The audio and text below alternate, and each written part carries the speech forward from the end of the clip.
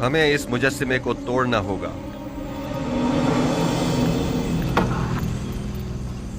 नहीं, हम इसकी इजाजत नहीं देंगे। हमें सख्ती करने पर मजबूर मत करें। मैं आमून को जरूर तोड़ूंगा ताकि सब जान जाएं कि यह पत्थर का मुजस्सिमा लायक परस्तिश नहीं है। आमून के कहर से डरें, वो आप लोगों से शदीद इंतकाम लेगा। आप हमारी फिक्र मत करें, आमून को हमसे इंतकाम लेने दें। आमून के सामने से हट जाएं। नहीं, मैं इजाजत नहीं दूंगा। आपको आमून के करीब नहीं जाना चाहिए।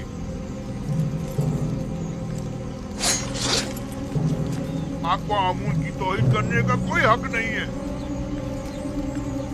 इससे पहले कि मेरे गैज़ गज़ब का शिकार हो जाए, साबित हट जाओ। हट जाओ। आमून की लानत हो तुम लोगों पर। आमून की मार हो तुम लोगों पर। तौहीद खुदाओं की भी का कोई कहर हद नहीं है। टूटे तुम लोगों पर। क्या कर रहे हैं?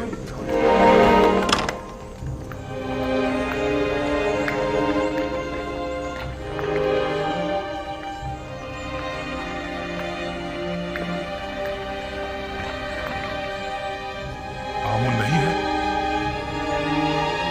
आमून नहीं है। आमून नहीं है। आमून कहाँ गया? आमून खुदाओं का खुदा अपने असली मकाम यानी आसमान की बुलंदियों में चला गया ताकि मुनासिब वक्त आने पर जमीन पर वापस लौटे और अपने दुश्मनों से इंतकाम ले। आमून आसमान में जान परवास कर हाँ, वो गया है। जरूर वापस आएगा। आमून अपने दुश्मनों से इंतकाम लेगा। आमून मिस्र का खुदाए अजीम गायब हो गया है और वो बहुत जल्द इंतकाम लेने के लिए वापस आएगा।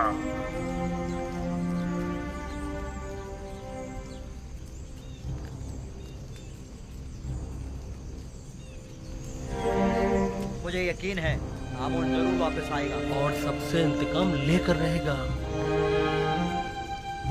मुझे यकीन है कि आमून यहीं कहीं है, यहां से बाहर नहीं गया है।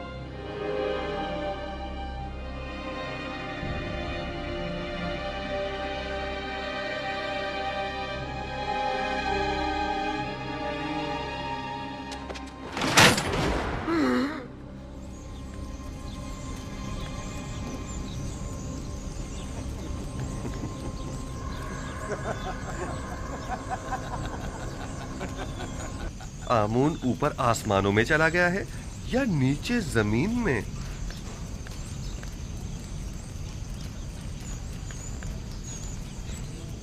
जनाबे हुरमहू, इन्हें जिंदान जावीरा ले जाइए ताकि बाद में इनका मुहाकिमा किया जा सके।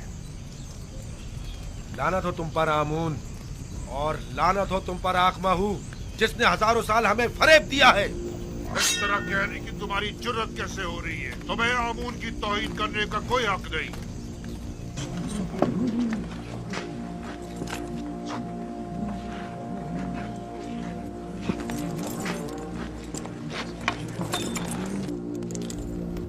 आज शहर भर में चरागाह और पुरस्कों जश्न का एहतमाम होना चाहिए। मैं आज के दिन को बुत परस्ती पर यकता परस्ती के फतह का दिन समझता हूँ और पयाम्बर खुदा जनाब युजारसीफ को इस कामयाबी की मुबारकबाद पेश करता हूँ। और मैं आपका भी सिपासगुजार हूँ जनाब हुरमहू, आपने इस तमाम मामले को निहायत मुदब्बिराना अंदाज में संभाला है। आफरीन। मैं हुक्म देता हूं कि आज से आमून का नाम कसर के तमाम दरो दीवार से मिटा दिया जाए और उसकी जगह आतून का नाम कुंदा करवा दिया जाए, यानी खुदाए यकता का।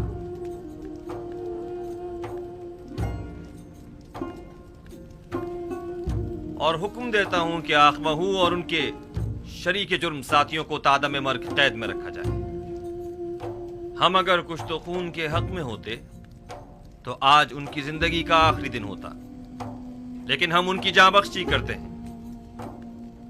तमाम शहर में चरागां किया जाए और पूरे मिस्र में फतह व कामरानी का जश्न मनाया जाए।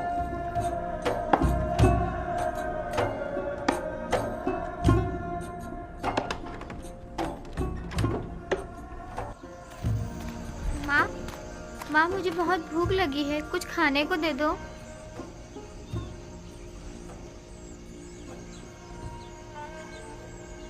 कुछ तो करो यहूदा, ये बच्चा भूखा है। यूं हाथ पर हाथ धरे बैठे रहने से क्या होगा?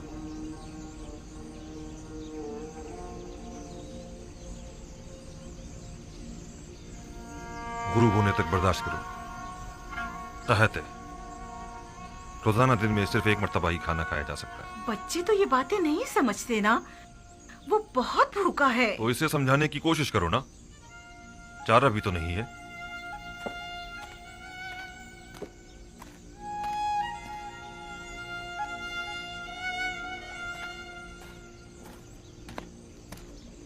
सलाम लावी। सलाम बिन्यामिन। क्या हुआ, आज रास्ता कैसे भूल गए? नहीं, वो बाबा ने मुझे भेजा है।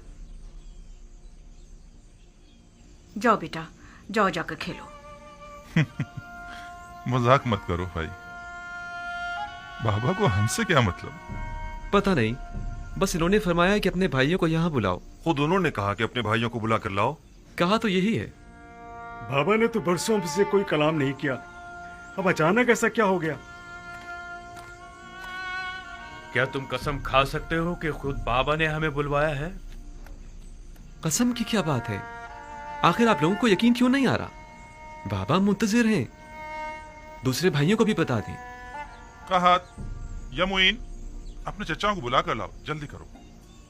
कहीं फिर यूसुफ के पुराने जख्म तो कुरेदने का इरादा नहीं है बाबा का? यूसुफ जख्म नहीं, गम है, एक ऐसा दर्द जो आप लोगों ने बाबा की रूह में उतारा है। मुझ में ना नसीहत सुनने का हौसला है और ना ही ताना और तशना बर्दाश्त करने का। उलझने के बजाय बेहतर होगा हम खुद चलकर देखें कि बाबा ने हमें क्यों बुलाया है। बहरहाल मैंने पैगाम पहुंचा दिया है, आना ना आना अब आप लोगों पर मुनसिर है। ठहरो, साथ ही चलते हैं। अब गुस्सा छोड़ो, ठीक है? दुनिया और आखिरत की जिंदगी में दो ग्रोहों की आकिबत कभी बखैर नहीं होती और खैर और बरकत की सादत नसीब नहीं होती। भला तुम में से कौन बता सकता है कि वो दोनों ग्रोह कौन से हैं? मैं बताऊं दादा जान? हाँ बताओ। वो जो अपने माँ बाप का एहतराम नहीं करते और उन्हें अजियत पहुंचाते हैं। आफरीन है तुम पर। तुम किसके बेटे हो? मैं फर्जंदे लावी हूँ। अच्छा, तो तुम कहात हो। आफरीन, दुरुस्त है, खूब। और वो दूसरा ग्रोह कौन सा है जिसका अंजाम अच्छा नहीं होता? तुम इसे कौन बताएगा? क्या मैं बताऊं दादा जान? तुम्हें तो मैं पहचानता हूँ, अशबील हो तुम, फर्जंद बिन यामीन। बताओ मेरी जान। वो जो अपने से बड़ों का एहतराम नहीं करते। आफरीन मेरी जान, जो बड़ों का एहतराम नहीं करते, हाँ वो उम्र के लिहाज से हो या ईमान के लिहाज से। दुनिया और आखिरत में उनका अंजाम कभी बखैर नहीं होता। वो लोग दुनिया और आखिरत में कभी भी सुरखरू नहीं हो सकते। मैं उनके लिए जिन्होंने अपने पैगंबर और अपने बूढ़े ज़ईफ बाप की हुर्मत का पास नहीं रखा बहुत फिक्रमंद हूँ। खुदावंद उनकी आकबत बखैर करे। सलाम बाबा। सलाम बाबा। दुरूद पर नबी खुदा। सलाम माँ। सलाम पर नबी खुदा। सलाम पर नबी खुदा। सलाम बाबा।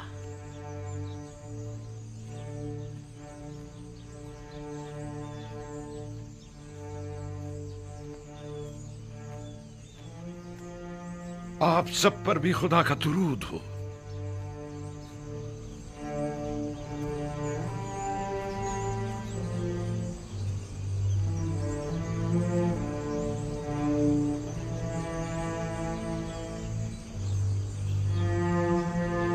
सब आ गए? जी बाबा। ये सख्ती और खुशकसाली एक नेमत है और मैं मुस्तकबिल के हवाले से काफी पुरुमीद हूं। अलबत्ता तुम जैसे सुस्त कामचोरों से कोई उम्मीद नहीं। हम मौत के दहाने पर खड़े हैं बाबा, लेकिन इन लोगों को तो कोई परवाह नहीं। ये तुम लोगों को क्या हो गया है? आखिर कब तक यूं ही सोगवार बैठे रहोगे? मेरा ख्याल है तुम लोग मर्द हो और हर एक के दोष पर पूरे खानदान की जिम्मेदारी है। अब क्या चाहते हो कि यूं ही हाथ पर हाथ धरे बैठे रहो और अपने खानदान के एक एक फर्द को मरता हुआ देखो? आखिर और हम कर भी क्या सकते हैं बाबा? अगर तुम मर्द लोग कुछ नहीं करोगे तो क्या हम खवातीन करेंगी? कोई कोशिश, कोई जुम्बिश, यूं ही बेकार तो नहीं बैठा जा सकता ना। लेकिन बाबा, आप तो जानते हैं कि आसपास के तमाम शहर और देहात भी काहत का शिकार हैं।